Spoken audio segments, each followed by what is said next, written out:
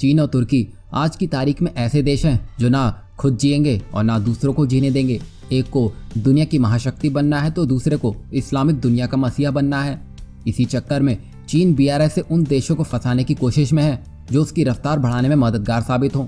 इसी के चलते चीन शुरू से ही अटलांटिक और यूरोप के बीच ट्रेड रूट पर अपनी पकड़ मजबूत करना चाहता है ताकि उसके बीआरआई प्रोजेक्ट को जल्दी सफलता मिल सके। और क्षेत्र में अपनी पकड़ मजबूत करने के लिए चीन पुर्तगाल के एज़ोस द्वीप पर मौजूद अमेरिका के लास मिलिट्री बेस पर अपना कब्जा जमाना चाहता है और इसी चक्कर में वो पुर्तगाल में अपना निवेश बढ़ाते ही जा रहा है। और वहीं तुर्की ने पिछले कुछ समय से ग्रीस, इटली, इजराइल और फ्रांस जैसे देशों से पंगा लिया हुआ है और वो मेडिटेरियन सी के एक बड़े हिस्से पर अपना दावा भी ठोकता है। और तुर्की चीन की ही तरह विस्तारवाद को बढ़ावा देते हुए आए दिन अपने रिसर्च व्हीकल विवादित जल सीमा में सर्वे करने के लिए भेज देता है। अब इन दोनों ही देशों को सबक सिखाने के लिए भारत ने एक बड़ा खेल खेला है। दरअसल अभी हाल ही में भारत और मोरक्को के विदेश मंत्रियों के बीच एक वर्चुअल बैठक आयोजित हुई थी, जिसके बाद ये खबर सामने आई कि दोनों देश जल्दी एक डिफेंस पैक्ट पर हस्ताक्षर कर सकते हैं।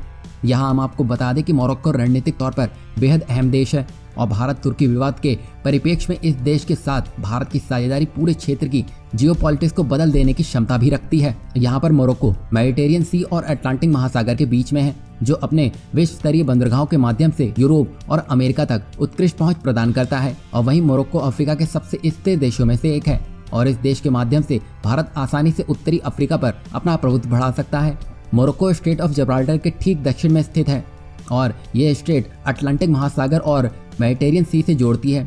यूरोप से व्यापार करने के लिए स्वेज कैनाल के बाद स्ट्रेट ऑफ जिब्राल्टर ही सबसे अहम ट्रेड रूट माना जाता है। अगर भारत मोरक्को के साथ अपने सुरक्षा संबंध और मजबूत करता है तो भारत आसानी से यहाँ बैठकर तुर्की जैसे देशों के लिए मुश्किल खड़ी कर सकता है। आप नहीं जानते हैं तो हम आपको बता देते हैं कि मोरक्को का चरमपंथ और कट्टरपंथ से लड़ने का एक उत्कृष्ट ट्रैक रिकॉर्ड है, जो ये साफ बताता है कि भारत की जो रणनीति अभी काम कर रही है वो अवश्य सफल होगी। और यहाँ पर भारत मोरक्को के बीच होने वाले इस डिफेंस ट्रेड पैक्ट से चीन और तुर्की दोनों को ही बड़ा रणनीतिक नुकसान झेलना पड़ सकता है, क्योंकि यहाँ भारत और मोरक्को दोनों ही इस्लामिक आतंकवाद के खिलाफ बड़ी लड़ाई लड़ रहे हैं। इससे भारत यहाँ पर एक तीर से दो शिकार करता दिखाई दे रहा है। एक तरफ चीन तो दूसरी तरफ तुर्की भारत का निशाना बनता दिखाई देगा, क्योंकि अगर भारत ने यहाँ अपना खूंटा गाड़ दिया तो समझिए तुर्की और चीन का पतन निश्चित है।